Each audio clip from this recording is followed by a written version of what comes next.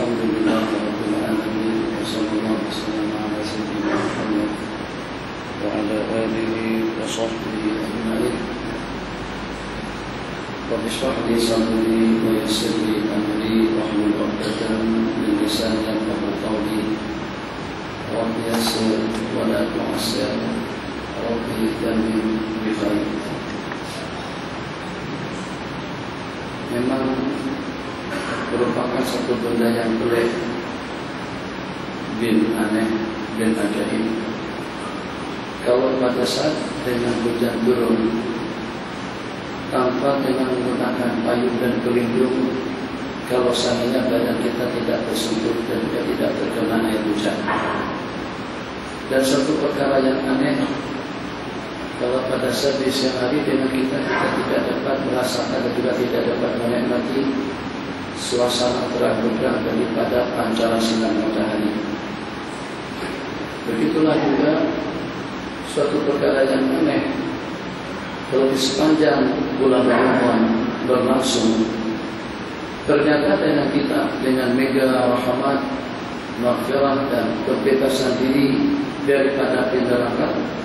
Kalau ternyata dengan orang tersebut tidak mendapatkan habuannya, tidak mendapatkan bahagianya daripada rahmat yang berlimpah ruah, dan juga daripada keampunan yang merata, dan juga daripada kebebasan dirinya daripada siksa api neraka, maka kita tidak terkejut dan juga tidak heran, kita tidak aneh kalau mendengar satu ungkapan kata-kata dan doa daripada baginda kepada seseorang, disebabkan karena ketidakperhatiannya, disebabkan karena kecuaiannya, disebabkan karena kecuiannya, disebabkan karena kejahilan dan kebodohannya, sehingga sampai tidak mendapatkan imbasan rahmat dan maghfirah daripada bulan Ramadan. Jadi kita bersabda terhadap orang yang semacam itu di atas mimbar, bok dan sohta akan Allah jauhkan sejauh-jauhnya dan akan menjadi binasa sebinasa-binasanya. Sahabat bertanya, "Man hu ya Rasulullah?" Siapakah gerangan orang yang semacam itu? Jauh sejauh-jauhnya daripada rahmat, terkutuk selaknat-laknatnya dengan laknat Allah dan murka Allah Jalla wa'ala. Nabi kita bersabda, "Man adraka Ramadan falam yughfar lahu." Seseorang yang berjumpa dengan bulan Ramadan tapi ternyata dia tidak mendapatkan keampunan daripada Allah Jalla wa'ala. Apa yang tidak ada? Berdari sudah datang menjelma kepada kita semuanya. Mungkin bang minta maaf dengan agak susah sedikit untuk pergi ke Mekah, agak susah sedikit untuk kita pergi ke Madinah, agak susah sedikit untuk kita pergi ke Baitul Maqdis disebabkan karena kondisi kesehatan kita. Tapi pada saat ketika dengan bulan Ramadan dalam kondisi kesehatan seperti apapun, apakah pada waktu kita sakit, apakah pada waktu kita sehat, apakah waktu kita berpuasa, apakah di waktu dengan orang-orang yang tertindas, yang dilanda musibah, cobaan, problem, tantangan hidup, kebingungan dengan urusan GST-nya, kebingungan dengan urusan zakat profesional, juga dengan zakat pendapatannya, kebingungan tentang urusan keluarganya, tetap saja yang namanya bulan Ramadan akan datang berkunjung ke tempat kediamannya. Semuanya Ramadan, pakaiannya Ramadan, makanannya Ramadan, minumannya Ramadan, pikirannya Ramadan, pergerakannya Ramadan, ibadahnya Ramadan, tidurnya Ramadan, dalam segala aspek, dalam segala bagian, dalam segala kegiatan kita berada di bulan Ramadan. Jelmaan daripada Ramadan tidak membeda-bedakan antara tempat dengan tempat, antara jawatan dengan jawatan, antara kedudukan dengan kedudukan, antara pangkat dengan pangkat. Ada pangkat, tak ada pangkat, ada duit, tak ada duit, sehat ataupun juga tidak sehat, mampu ataupun juga tidak mampu, sedang ataupun juga tidak sedang, kepada manusia yang paling mulia dan juga kepada manusia yang paling samsing, kepada manusia yang paling baik dan juga kepada manusia yang kurang asal, kepada manusia yang dekat kepada Allah Jalla wa'ala, juga kepada manusia yang paling jauh daripada rahmat dan maghfirah, di mana dengan belayar daripada bulan Ramadan, jemaah daripada bulan Ramadan, rahmatnya Ramadan, maghfirahnya Ramadan, kebaikannya Ramadan, madadnya Ramadan, fuyudatnya Ramadan, nafahatnya Ramadan. Ini akan menjelma kepada sesiapa saja, tidak pilih-pilih dan tidak dibeda-bedakan antara satu dengan yang lain. Yang sehingga karena segala-galanya Ramadan ini di bulan Ramadan yang mulia dan yang suci, maka semuanya berpeluang untuk mendapatkan yang terbaik daripada Ramadan, untuk mendapatkan yang istimewa daripada Ramadan. Tengok, tanahkan saja bazar Ramadan banding dengan bulan-bulan yang lain. Agak-agaknya banyakkan yang mana? Apakah penghasilan pasar malam di bulan-bulan yang lain atau bazar Ramadan di sepanjang bulan Ramadan? Kadang-kadang saya pernah pergi ke pasar malam atau bazar Ramadan. Itu yang nak beli martabak itu beratur, yang nak beli roti canai beratur, yang nak beli goreng cempada beratur, sampai tak ke gorengan, sampai tuh puluh yang tukang goreng itu yang beratur masih ramai lagi, sampai hampir dekat-dekat buka puasa itu pun ramai yang tak terlayani. Jadi Ramadan dengan duitnya, Ramadan dengan keuntungannya, Ramadan dengan nafkahnya, Ramadan dengan infaknya, Ramadan dengan rahmatnya, Ramadan dengan maghfirahnya, Ramadan dengan segala kebaikan yang terkumpul. Kita boleh dapatkan kebaikan Ramadan dengan tatapan pandangan mata kita melihat. Kita boleh mendapatkan kebaikan daripada Ramadan dengan percakapan, perbualan, ucapan, kumat kami mulut kita, berhenti kita yang bercakap. Kita boleh mendapatkan kemuliaan daripada Ramadan dengan perantaraan telinga kita yang mendengar, tangan kita yang bergerak, kaki kita yang melangkah. Memang Ramadan waktu yang paling ideal, waktu yang paling sesuai untuk kita memperbanyakkan langkah-langkah kita menuju masjid, langkah-langkah kita untuk menuju majlis-majlis zikir, langkah-langkah kita untuk kita menuju tempat-tempat yang akan jadi kebanggaan kita nanti pada hari kiamat, tercatat dalam lembaran Ramadan. Majlis zikir, majlis ilmu, majlis salawat. Ya Hanana, ya Hanana, itu bukan nyanyian lagu acak, bukan. Itu bukan ayat acak, itu doa salawat yang beranggapan macam itu saja, yang mempunyai pandangan semacam ayat acak. Yang itu adalah salawat, doa, munajat dan juga pendekatan diri kita kepada Allah. Sallu ala khairil anami al-Mustafa badri tamami. Kan begitu lagunya. Sallu berarti salawat. Coba dikatakan nyanyian jahiliyah.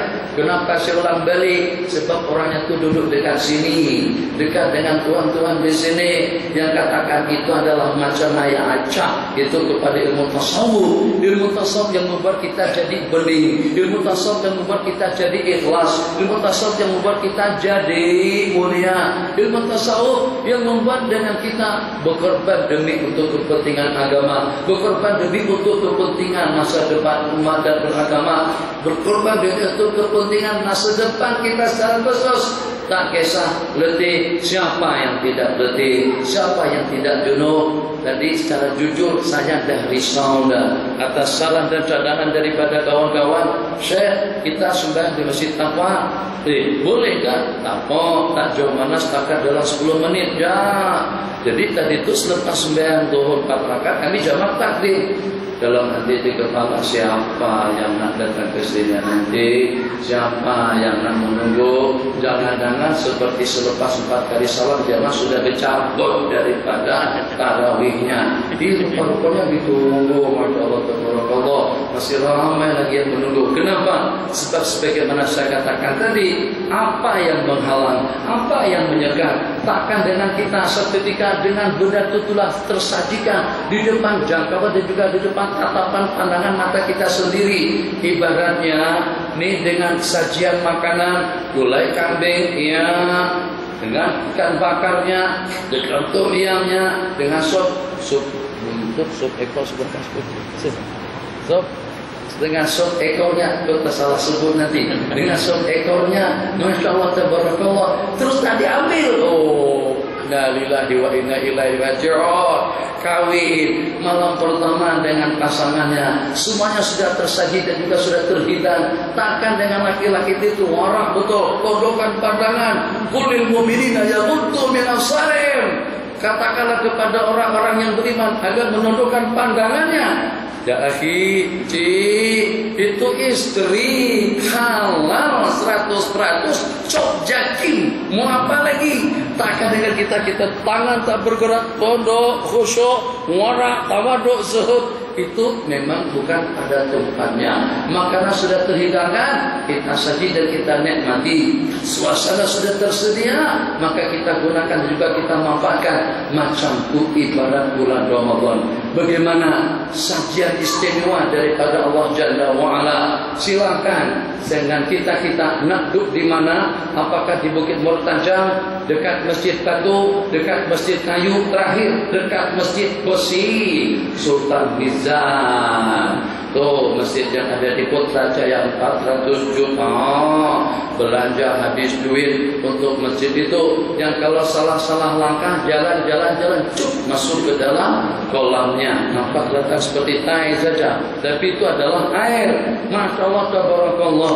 Jadi pada saat segala galanya sudah tersajikan kepada kita daripada beberapa hadis, dengan syaitan yang terbelenggu, dengan pintu surga yang dibuka selebar-lebarnya, pintu neraka yang ditutup serapat-rapatnya.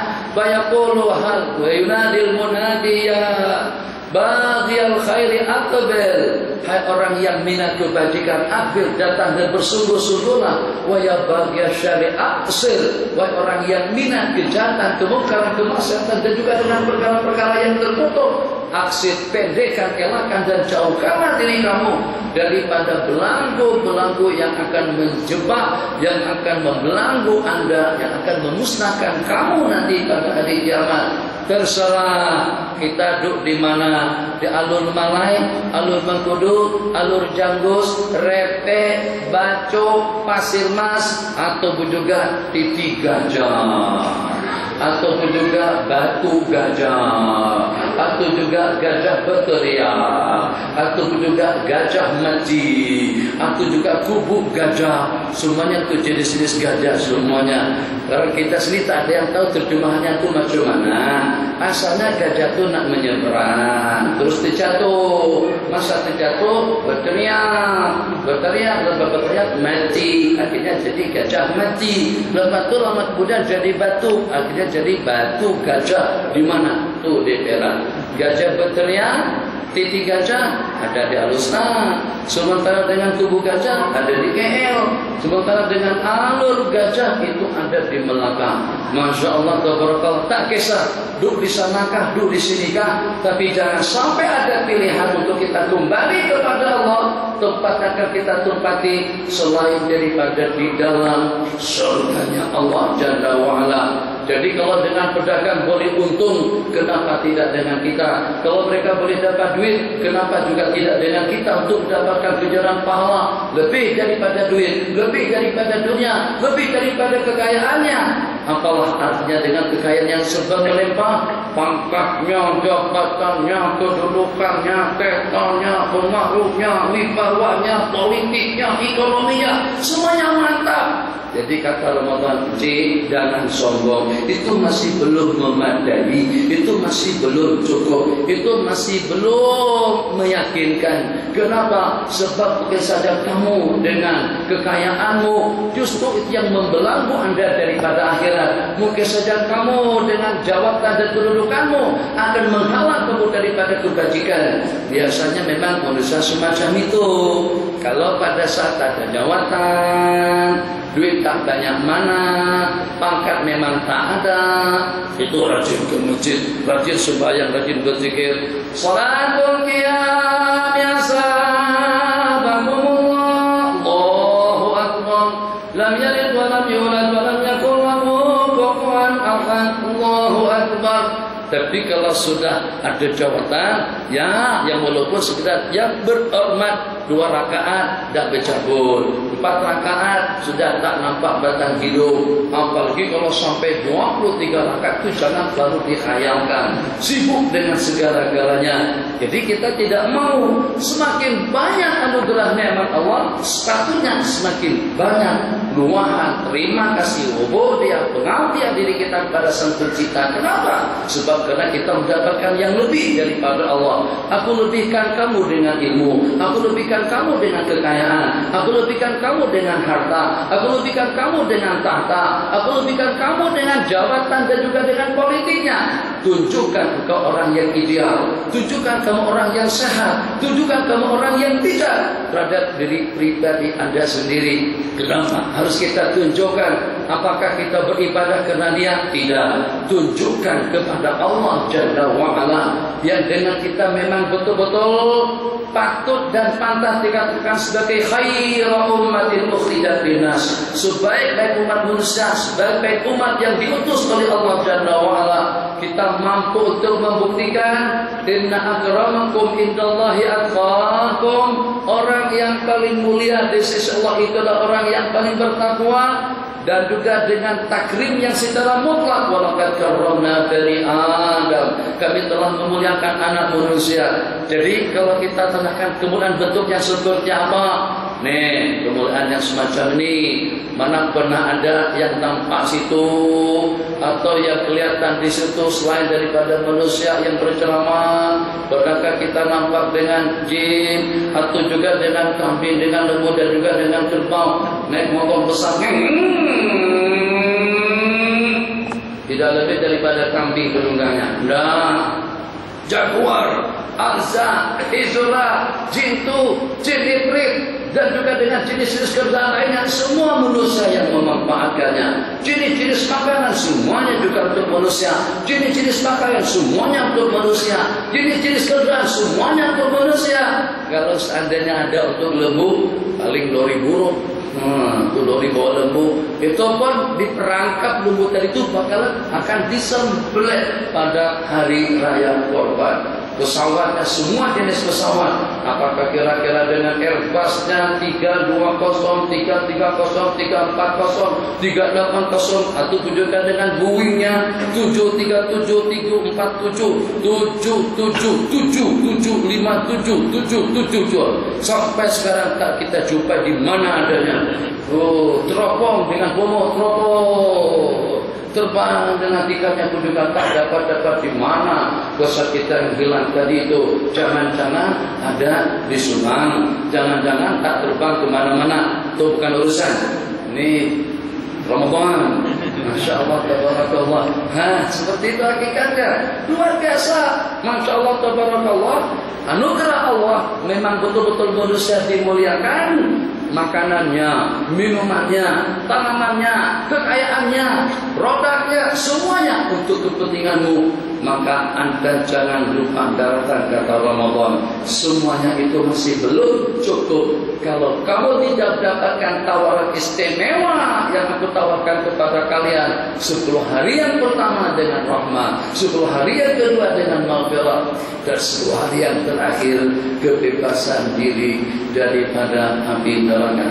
Diingat untuk selama-lamanya. Masya Allah, tabarakallah, yang dengan kita berurusan. Pertama dengan IC-nya, IC di photostat. Kemudian yang kedua dengan sunat beranaknya, sunat beranak pun juga di photostat. Kemudian yang ketiga pelengkapan sokongan daripada beberapa syarikat, juga daripada beberapa individu, itu pun juga di photostat. Yang alhamdulillah, karena sudah lengkap berkasnya, sudah lengkap surat menyuratnya, maka dengan kita mendapatkan satu buah yang namanya paspor. Alhamdulillah. Maka untuk tanggal pertama sudah kita boleh, kita sudah ada paspor. Ibaratkanlah paspor itu laksana rahmat, sebab dia membawa kemudahan dalam urusan kita. Mengganti IC untuk tingkat antarabangsa. Maka Allah tabarakallah, masuk pada langkah yang berikutnya dengan paspornya, dengan tiketnya, dengan visanya, dan juga dengan keperluan-keperluan yang kita perlukan. Cek sama immigration. Maka Allah tabarakallah, letakkan 2 jari tangan di situ, atau bukan scan. juga disesuaikan antara paspor nama dengan tiket. Apakah memang benaran sesuai antara tiket dengan paspor? Apakah sudah lengkap surat menyuratnya? Maka kalau sudah sesuai, kita akan melewati kawasan immigration. Jadi contoh paspor kita itu adalah keampunan besar, itu adalah maghfirah. Kalau sudah maghfirah, maka kita akan dibebaskan untuk melewati kawasan immigration untuk menuju ruang tunggu. Kalau sudah yang dua pertama kita dapatkan, yang pertama dengan rahmahnya, yang kedua dengan maghfirahnya. Untuk langkah yang ketiga, kebebasan daripada api neraka, kebebasan daripada pihak immigration, kebebasan daripada pihak custom, kebebasan daripada pihak kerajaan. Scam, jangan-jangan teroris, jangan-jangan kumpulan Al-Qaeda, jangan-jangan daripada ISIS, senarai kumpulan yang di blacklist sama pelajar. No, tak ada. Oke. Kemana selepasan? Masuk pesawat. Kemana setelah bebaskan daripada neraka? Masuk ke dalam surganya Allah Jalla wa'ala. Jadi sekali lagi saya ulang, dia tahan sampai pukul berapa? Sampai saya letih. Mana minuman? Itulah tadi saya katakan sama Ustaz Zaini, Ustaz Zaini ini tak hijau, letaklah minuman kat sini. Sebab mungkin saja saya itu lupa, tengah-tengah bersarah lupa, terasa undaga, langsung saya minum. Lepas habis baru ingat, astagfirullahaladzim, saya lagi puasa. Tak ada yang puasa, kalau kita tak sedar. Kan senang kan? Kalau sandi kita dulu mah, tapi dengan orang ramai mana boleh dulu mah. Sebab jadi puasa saya. Oh, kenapa ditegur? Inna lillahi wa inna ilaihi raji'un. Kembali kepada topik pembicaraan kita. Jadi Ramadan ini sebagaimana saya katakan tadi, saya ulang kembali, ramai yang kita hadir di pengajian dari pagi. Ramadan ini adalah merupakan satu nikmat, satu anugerah daripada Allah yang tidak dapat dicapai oleh tempat-tempat yang mulia. Semulia manapun tempatnya, apakah di sana tempat kelahiran para nabi-nabi dan rasul, apakah di sana tempatnya kelahiran Nabi Muhammad bin Abdullah, apakah di sana tempatnya kumpulan para wali-wali, wali songo, wali yang tujuh, aulia, al-aqab, an-nujaba, ataupun juga di mana pada tempat tersebut kalau pada itu kita berzikir, yang kalau pada itu kita beribadah, yang kalau pada itu kita melaksanakan ubudiyah kepada Allah Jalla wa Ala, kita akan mendapatkan balasannya sampai kepada 1000 kali ganda.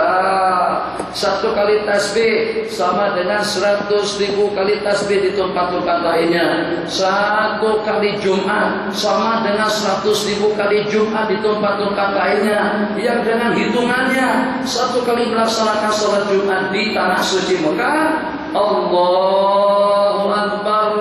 Setelah khutbah dilaksanakan, Bismillahirrahmanirrahim, Alhamdulillahirabbil alamin, Arrahmanirrahim, Maliki yaumiddin, waladdallin.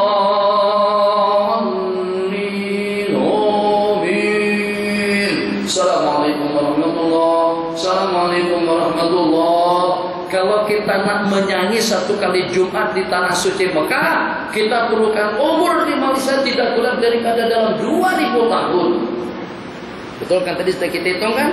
Alhamdulillah datang lagi 2000 tahun, lebih daripada 2000 tahun. Sebab setahun kita baru boleh melaksanakan sembahyang cuma sebanyak 48 kali sahaja. 10 tahun baru 480, 100 tahun baru dalam 4.800, 1000 tahun baru dapat dalam 48.000 sembahyang Jumat. Ini 100.000 kali lipat. Maknanya kita harus punya usia lebih daripada 2000 tahun. Bukannya setakat putih keningnya, putih janggutnya, putih rambutnya, semuanya putih. Giginya habis, sudah tak ada gigi lagi. Kulitnya dah keriput, tinggal tengkoraknya saja lagi. Kenapa? Karena terlampau betul usianya. Baru kita boleh bersaing dengan orang-orang yang di sana. Oh, Masya Allah, Tabarakallah. Sudahnya jaraknya jauh, biayanya peromposannya,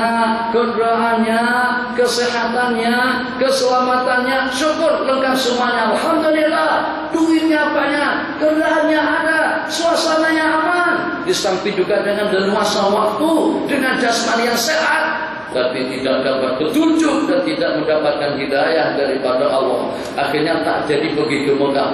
Pergi kemana? Yugoslavia. Atau juga pergi kemana? Melaksanakan talbiyah. Labbaik Allahumma labbaik. Kemana? Ke Jepun. Masya Allah. Kenapa? Karena tidak dapat hidayah daripada Allah.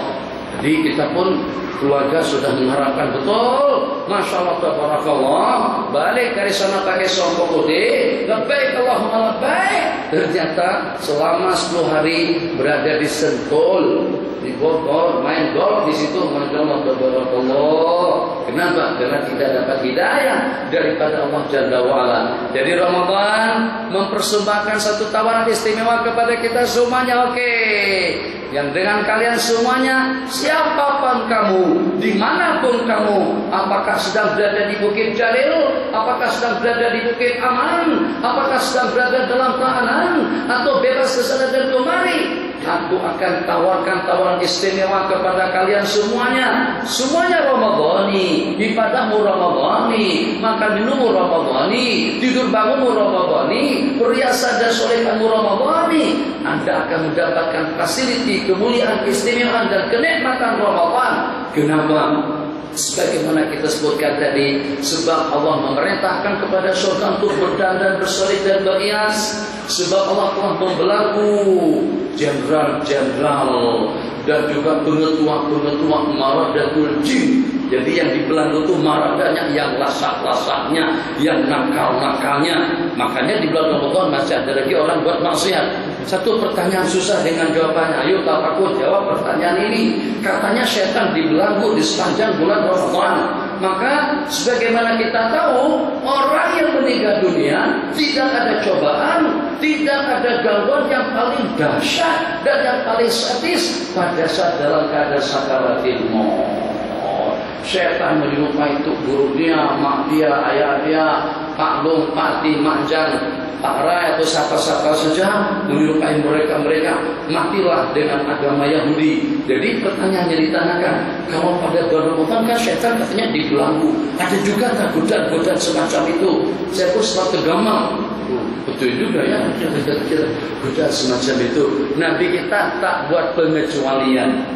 Tidak ada pengecualian terhadap orang yang dalam keadaan sakaratil. Dan juga yang kedua, yang walaupun syaitan-syaitan yang dibelenggu, ikut setengah riwayat yang dibelenggu dan yang dikurung oleh Allah Jalla wa'ala itulah maradatus syayatin, yang lasak-lasak, yang sangsing-sangsing, yang jenderalnya, brigadier jenderalnya, mayor jenderalnya, letnan kolonelnya, kapten-kaptennya, itu yang dibelenggu. Sementara yang kopral-kopralnya, yang bawahan-bawahan itu masih berkeliaran lagi di sana sini. Makanya kadang-kadang jelas-jelas ada berkumandang dengan lantangnya, Allahu